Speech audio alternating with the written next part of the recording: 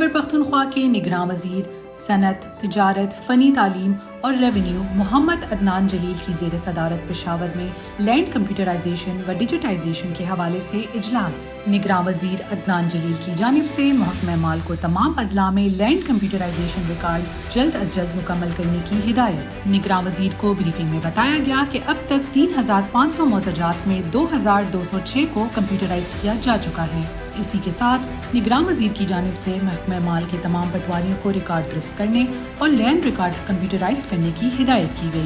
اسی موقع پر نگراں وزیر کا کہنا تھا کہ کرپشن کسی بھی صورت برداشت نہیں کی جائے گی۔ جو بھی کرپشن میں ملوث پایا گیا ان کے خلاف قانونی کارروائی کی جائے گی۔ اسی کے ساتھ ساتھ محکمہ مال میں پٹواری کا نام تبدیل کرنے کی بھی تجویز کی گئی۔ پٹواری کی بجائے سروس ڈیلیوری آفیسرز کا نام زیر غور لایا گیا۔ نگراں وزیر عدنان جلیل کو بریفنگ میں بتایا گیا کہ 3 ماہ میں تمام تر لینڈ ریکارڈ کمپیوٹرائزڈ ہو جائے گا۔ لینڈ ریکارڈ کمپیوٹرائزیشن کے لیے باقی ماندہ اضلاع میں GIS بیسڈ سروے جاری ہے۔ بریفنگ میں بتایا گیا کہ 45% لینڈ سیٹلمنٹ مکمل ہو چکی ہے، باقی ماندہ 55% لینڈ سیٹلمنٹ پر کام جاری ہے۔ اس موقع پر نگراں وزیر نے ریونیو اکیڈمی کے مختلف سیکشنز کا معائنہ بھی کیا۔ میڈیا نمائندوں سے بات چیت کے دوران نگراں وزیر عدنان جلیل کا کہنا تھا کہ لینڈ کمپیوٹرائزیشن پروجیکٹ کی بروقت تکمیل وقت کی اہم ضرورت ہے اور لینڈ کمپیوٹرائزیشن پروجیکٹ کی تکمیل کے لیے تمام ممکن اقدامات اٹھائے جائیں گے۔